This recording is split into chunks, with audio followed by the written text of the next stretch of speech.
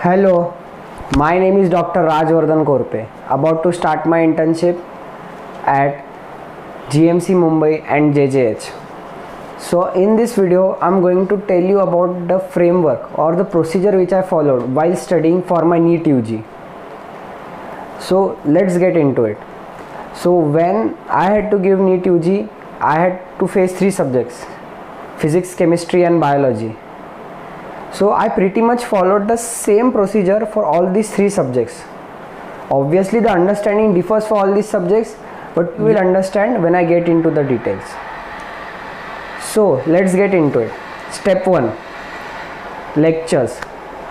All of us go to some or the other tuition classes. So there are lectures, you go and sit in those lectures. So when you go and sit, there's 2 things you should do. First, take notes. Take notes of everything the teacher is trying to teach. And second, which is more important than the notes, ask doubts shamelessly, which is one of the most important things which you can do for your NEET or maybe learning anything. Ask your doubts, no worries. The teacher is there to teach you. But be respectful of others. But if you have some genuine doubt, please make sure to ask it. Don't skip out on your own doubt solving if just because you are feeling shy.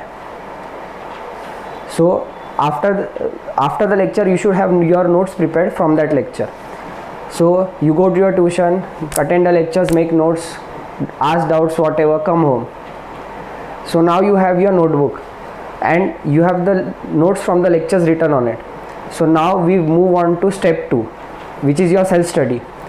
So what I used to do when I used to get home was, after some time when I used to sit for studying, I used to first read the NCERT textbook of that topic which has been taught on that day. And if any extra points or if a same point has been explained with a understanding which is better for me, I write that down in those notes of the lecture. NCERT textbook done. Next up is the state board textbook, which I followed also. Same thing I did, read that, added the extra points in my lecture notes. Okay, so now you have your notebook, but you will notice that the notes have become a bit crowded or unorganized because you have basically made them from 3 different sources: the lectures, the NCERT textbook and the state board textbooks. So now we move on to step number 3, which is memory maps. So all of this procedure, everything was basically advocated by my tuition classes and I tried to follow it, and I was काफ़ी successful because of it and at it also. So the third step, which is to make memory maps, you should basically take the topic and the notes you have written from the 3 different sources. You take a piece of blank paper. I used to use A4 pages and use colorful pens to write them down, the same notes, to organize them a bit first in your mind and then write them down in small handwriting on those A4 pages.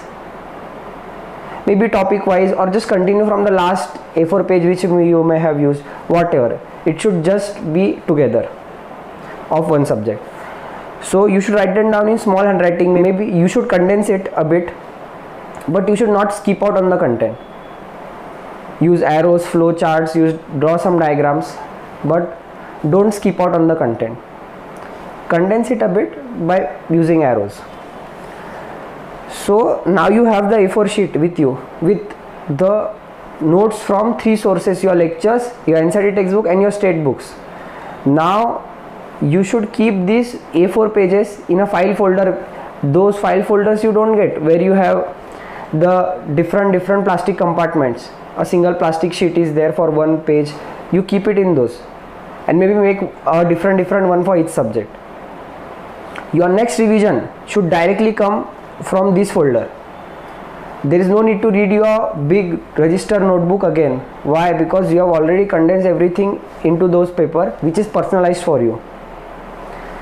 Okay, so let me review what we have actually done. First, you didn't know about a topic. You went to your tuition classes and you learnt about that topic from your lectures. You took notes there. First time. Then the second time, you read it from the NCERT textbook and you added your notes.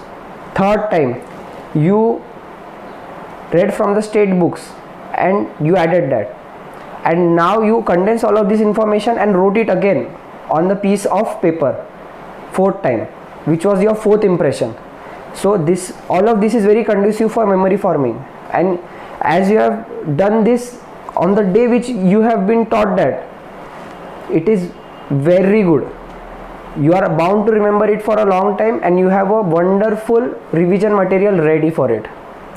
Okay, so I used to do this every day after coming home from my tuition classes. So as you may have guessed it,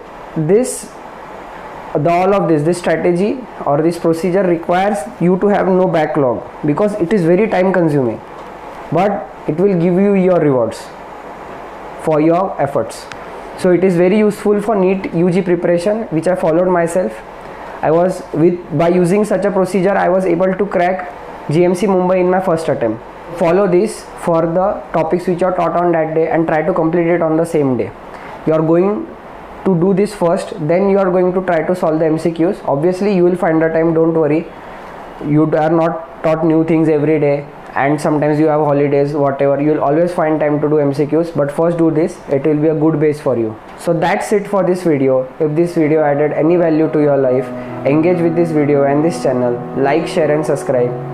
Thanks for watching. I'll see you in the next one. Keep quiet and do the work.